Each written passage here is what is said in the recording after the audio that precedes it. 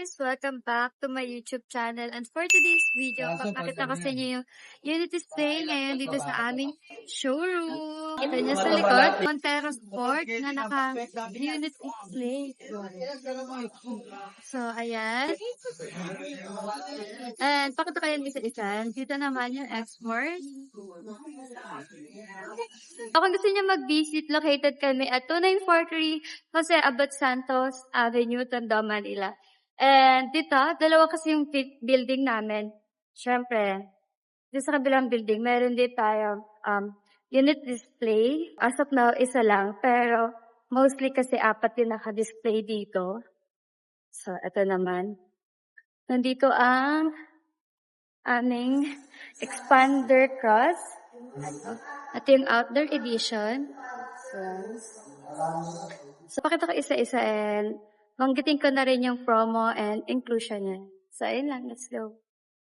So guys, this is the Mitsubishi Expander Cross Outdoor Edition. So, sa pangalan niya pa lang, edition na siya. So, limited lang talaga to. And ang SRP niya starts at 1,363,000 and ang monthly niya starts at 27,000. So, sa outdoor edition, may mga kasama tong mga tent, chair. Hindi ko lang alam kung bakit wala na siya dito sa display. Para pag in-avail po natin yun, included yun sa ating makukuhang Expander Cross Outdoor Edition. Take note po, limited lang ang units na to. Hindi po siya palaging merong available. So, kung gusto nyo, avail na. So, ito naman yung general specification niya. Kung pupunta kayo dito sa aming showroom, ayan, nakalagay naman dito kung ano yung mga information or kung ano yung meron kay Expander Cross.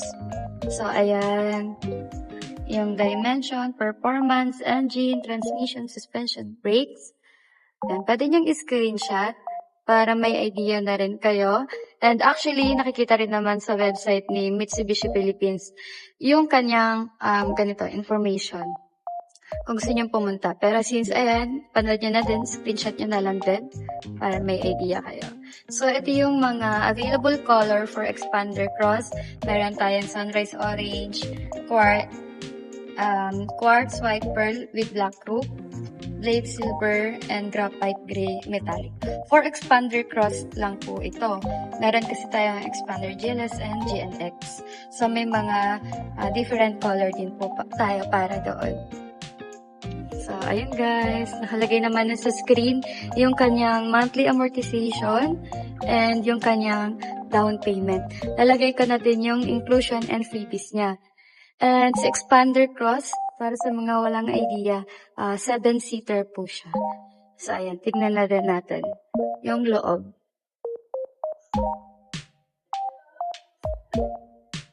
So, ito guys, ito yung loob ni Expander.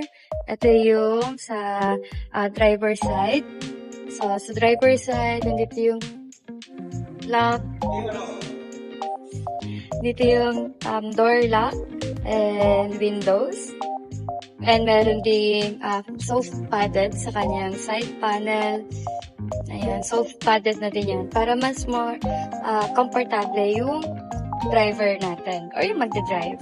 Meron din siyang mga piano block na design. And ayan, silver accent. Para naman dito sa ating dashboard. Ayan, sobrang lapad ng dashboard ni Expander. Sobrang ganda ng view. Sobrang visible talaga yung daan. Di kayo mahihirapan mag-drive. Ayan. And dito, din siya, soft pad. Ayan. Para naman sa kanyang steering wheel. Ayan, naka 4-spoke leather wrap.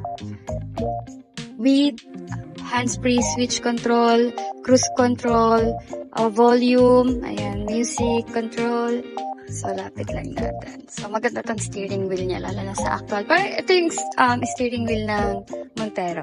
Yung previous Montero. So, ayan. Yung 2024 na Montero, ganito yung steering wheel niya. And dito, sa visor, walang salamin sa kanya.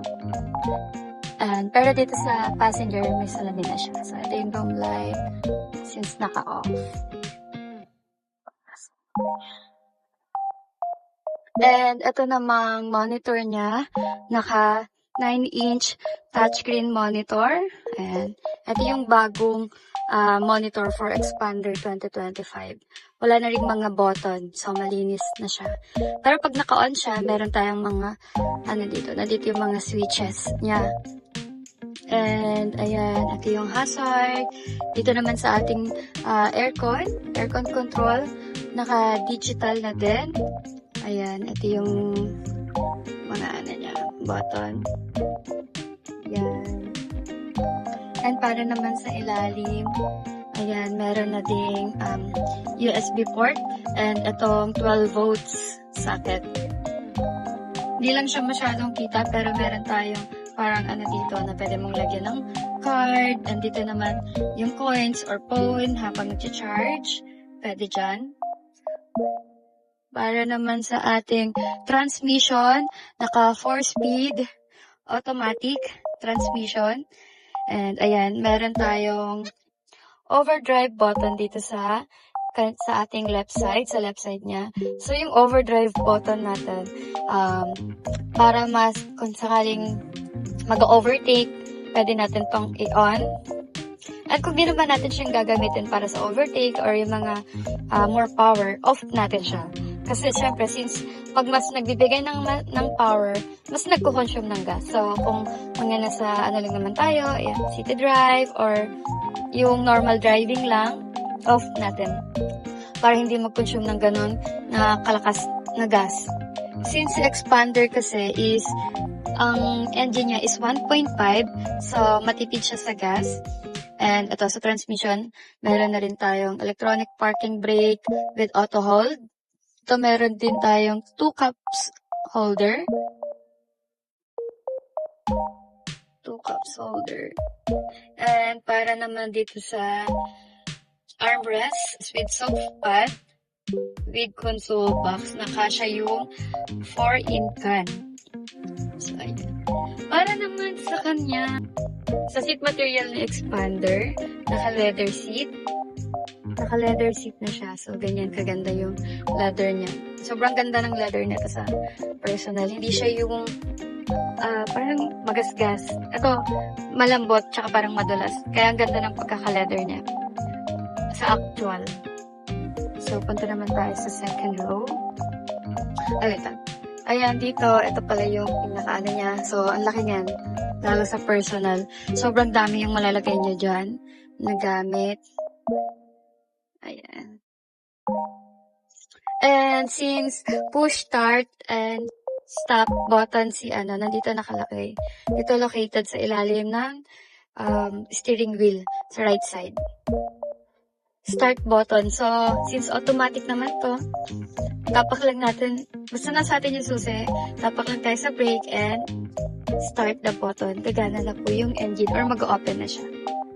Punta tayo sa second row.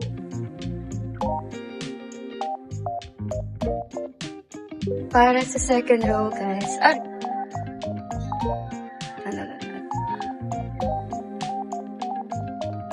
So, sa second row, pakita ko sa inyo kung gaano kalaki yung niya. Sobrang easy access talaga sa pagpapasok or lalabas. Sobrang dali lang kay Expander. And sa side, ganito din. Naka-soft pad din siya. Ayan. Naka-soft pad din. And sobrang luwag niyan. Kaya pag sasakay kayo kay Expander, sobrang komportable. Kasi, ayan. Dito naman sa taas, merong air ventilation with control. Ayan. So, ayan. And meron ding USB and Type-C port. So, para since nga marami na tayong Type-C ngayon, kahit iPhone, naka-Type-C. Meron ding armrest. Ayan, naka-armrest. And syempre yung ating mga seatbelt for safety. Ayan. And may mga seatbelt din tayo. Ayan. At ito naman sa kanyang third row. Since showroom display to, hindi siya na tanggal yung niya, parang naka-off. Kaya hindi ko ma-open yung likod niya. So, hindi ko mapakita yung kung paano natin i-fold. Pero try natin gawin ng paraan. Pag naka-fold. So, ayan. Pag naka-fold, ganito siya kalaki. Ganito lang naman yung pag-fold niya. Ito. Merong pinakatali dyan sa may taas. And then, hatakin lang natin para mag-fold siya. So, ganun lang. Ayan. Sobrang luwag. Sobrang luwag na nitong likuran niya. Hindi lang ma-emphasize dito sa video. Wait, tignan pa natin. So, para naman dito sa pag-fold sa second row. Yan, ganyan lang. So, ganyan na yung pinaka-ano niya. Sobrang luwag niya talaga. So, ayan. Meron na rin tong rope rails. Ayan. May rope rails na din. And maganda yung design ng spoiler ni Expander Cross. Outer edition. Ito yung pinakalikod niya. Naka T-shape LED taillight. Ito. T-shape. Ito yung bagong design ni Expander. Ayan. So, ito yung pinaka rear view niya. Rear view ni Expander. Ganda rin yung design ng kanyang rear diffuser. So, ganyan. And para naman sa mugs, ayan. Naka 17-inch two-tone alloy wheels. And kung mapapansin nyo, para na din siyang merong side fender. Ayan. So, ganyan. Meron pang silver accent. So, ayan.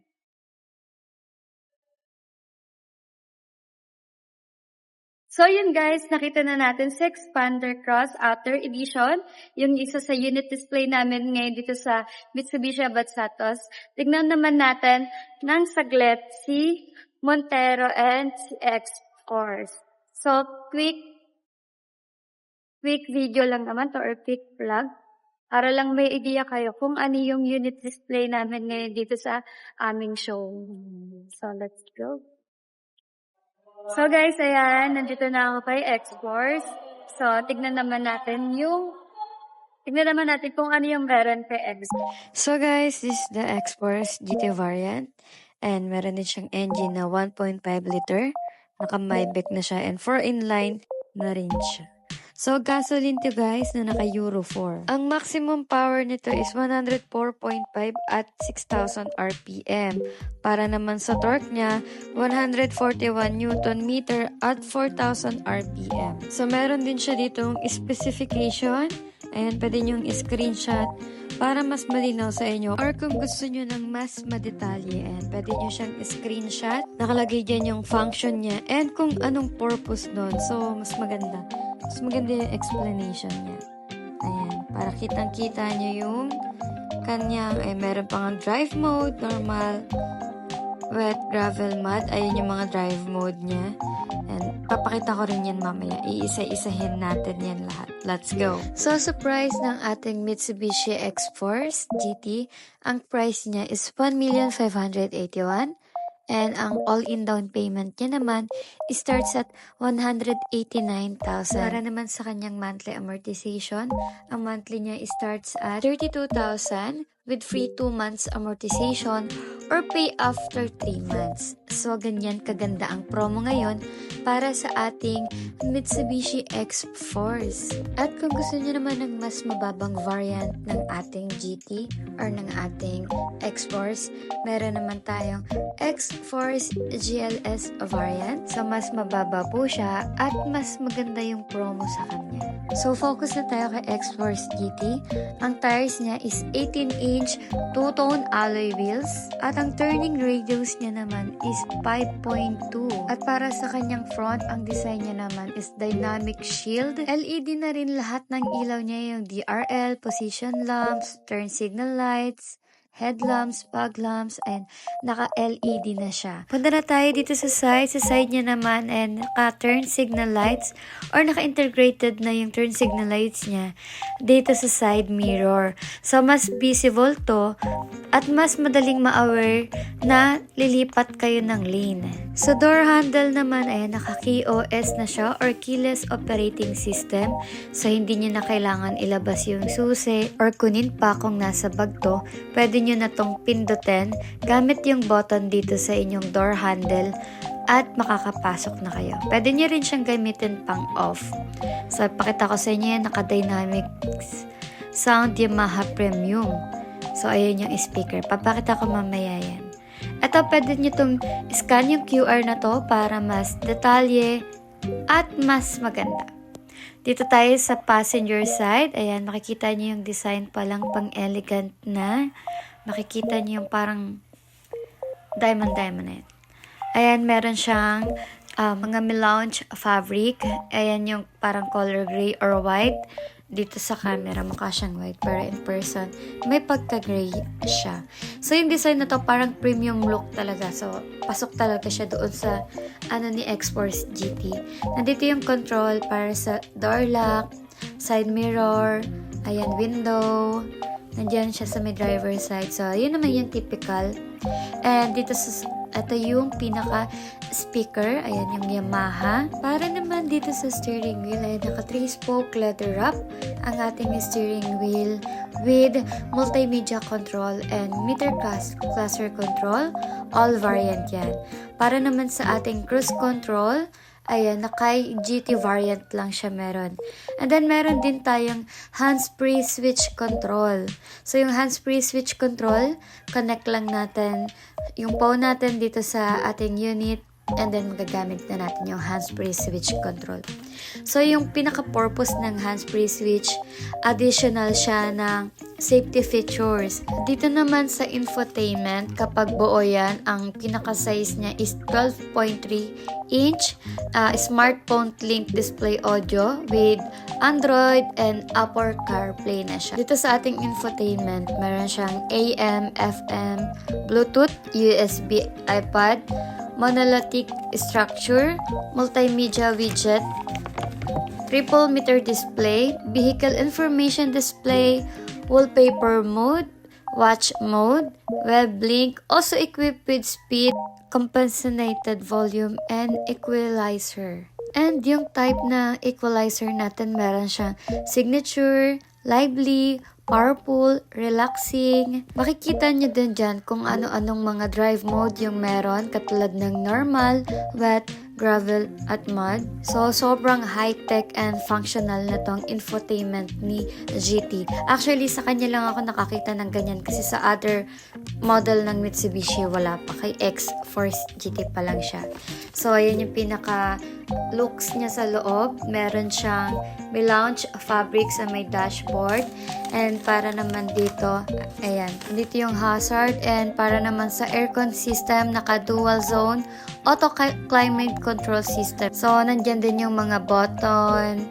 And meron ding USB port at 12-volt socket. So, push start, stop button na rin naman to si GT.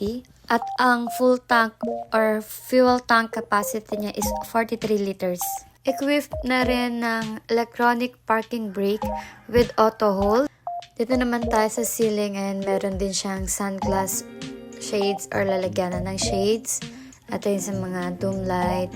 Sa sun visor, meron din siyang vanity or ilaw. Ayan, so this light, yan. Maganda yung pagkakadesign na ito. Pagka-slide mo, iilaw na siya and may salamin. So, ganyan kaganda yung kay GT. Same din sa passenger. So, driver side and passenger side, yung may vanity. Yan, ikot ko lang para makita nyo kung ano yung loob ni X-Force para may idea na kayo. So, hindi nyo lang kailangan pumunta dito sa dealer para tignan pa yung unit. Meron ding armrest with soft pad at meron na din siyang console box na sobrang laki at kasya yung 4-in cans. Dito naman sa seat material, ayan, napakaganda ng pagkakagawa or ng pagkaka-leather nito.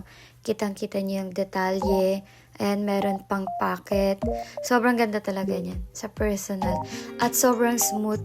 Hindi siya yung basta-bastang leather seat lang. Meron din siyang mga yellow stitches and may design. So, ganyan yung pagkaka-leather ng X-Force GT. Ayan po yung pagkaka-letter C. Since nandito na tayo sa second row, pakita ko naman sa kung ano yung meron sa kanya. Actually, wala naman na masyado. So, ayan lang yung design ng kanyang letter. Premium design talaga. So, no wonder kung bakit ganun yung price ni X-Force GT. Equip na rin ng spoiler at naka-fin type antenna for X-Force GT. So, ayan yung pinaka-looks ng spoiler niya. And, ito naman sa rear view, naka-T-shape design with LED. LED na rin ang kanyang tail light. So, ayan yung pinaka-ano niya. Quick view lang naman to or quick walk around lang para may konting idea kayo kung ano ba yung itsura ni X-Force. So, since GT variant to, naka-two-tone siya, kaya mapapansin nyo, naka-black yung roof niya and gray yung color ng body niya. So, ayan. Ito naman yung aming Montero Sport. So, dito naman tayo kay Montero Sport. So, this is the Montero Sport GLS Automatic. Hindi ko na ito masyadong iikutan dahil marami na akong upload dito sa aking YouTube channel. Check nyo na lang. So, para sa ating Montero Sport, ayan. Ayan yung mga display namin dito. Yung X-Force, Expander, Montero. So, marami tayong Montero at marami tayong stock ngayon guys. So, inquire lang. Actually, sobrang daming tao ngayon dito sa showroom dahil maraming nagre-release. Kaya hindi ko na ito masyadong maikutan kasi may mga client na tinitignan nila to. Nahihiya akong i-interrupt sila. So, ganito lang yung video ko sa kanya. Ayan. Kung gusto nyo ng full reviews, marami po tayong full reviews dito kay Montero GLS.